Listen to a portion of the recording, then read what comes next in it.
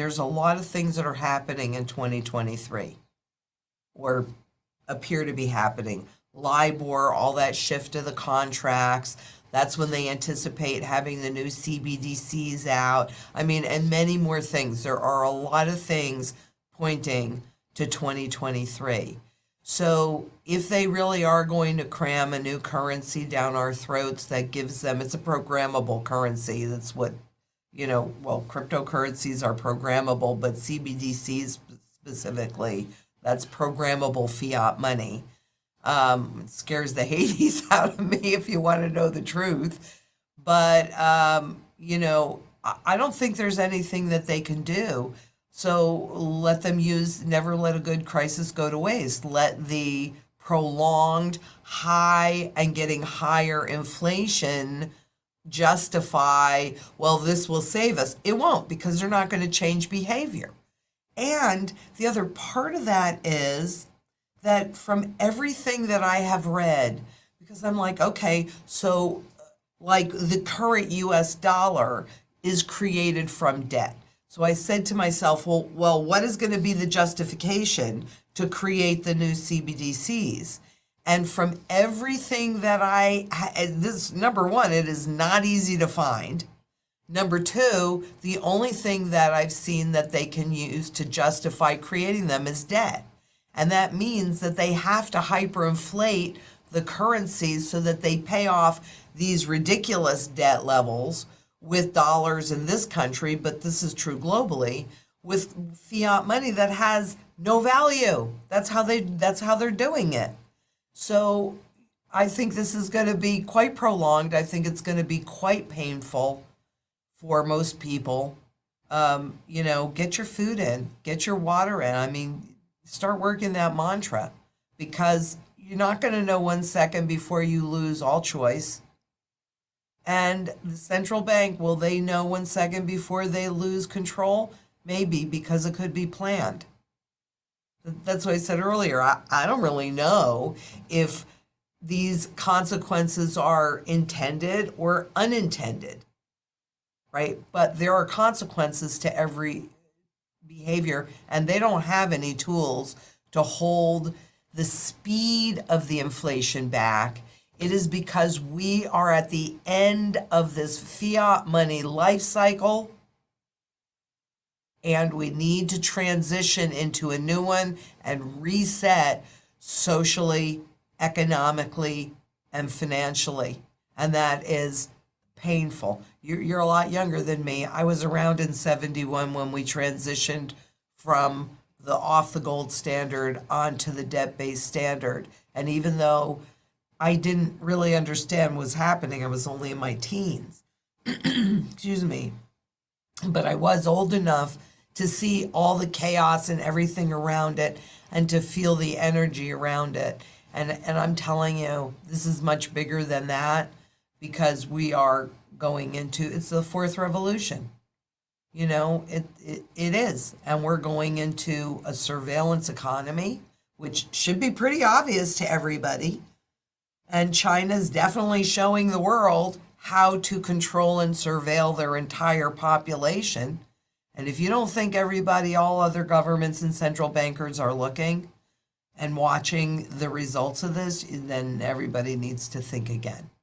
They can point fingers, but somehow they never look in a mirror. I mean, their foot's full on the gas, 120 billion in asset purchases a month between mortgage-backed securities and treasuries. And yes, that's exactly right. They are attempting to prevent the short-term rates from going negative, which they have before. One other time they've gone negative. And compared to inflation, they are absolutely negative. No doubt about it. But it's that nominal number that they don't want to go. Everything is about nominal numbers. They don't want that to go negative. So that's what they're trying to, you create a beast, you create something to attempt to control the beast. It works for a while, and then it doesn't work anymore, because it's all a drug. All of this money is a drug, and the markets love it. Why are the markets up?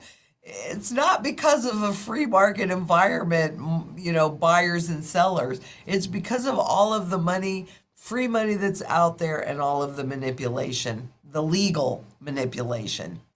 Well, for one thing, if you go back and you look at what happened to the spot price, understand that the spot price of gold and silver was created to manage those markets and, more importantly, manage your perception of those markets.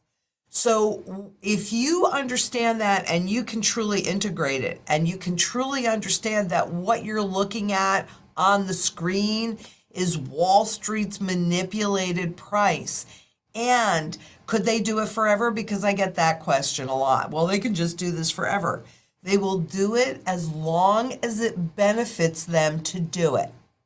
But there comes a point when they have to, when all confidence is lost in the market and the powers that be and the currencies and the financial system, that when they truly have to reset and do a big overnight revaluation, they do it against this.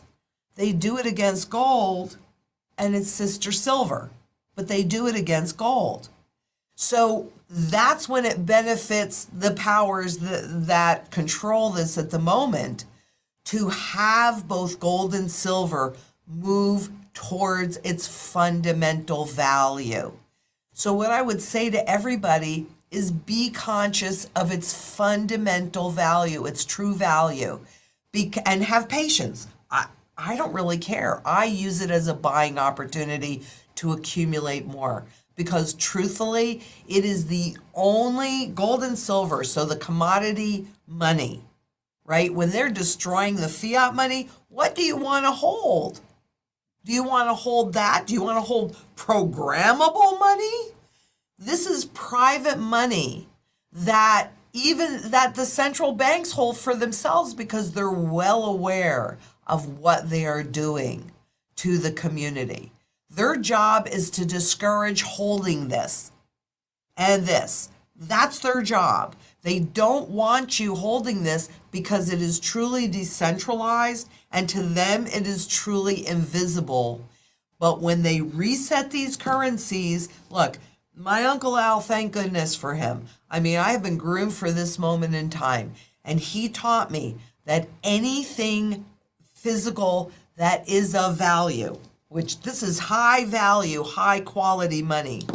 The way the trend goes is from undervaluation to fair valuation to overvaluation to fair valuation to undervaluation. And that is constantly moving in that infinity sign. Because this particular gold, it's indestructible.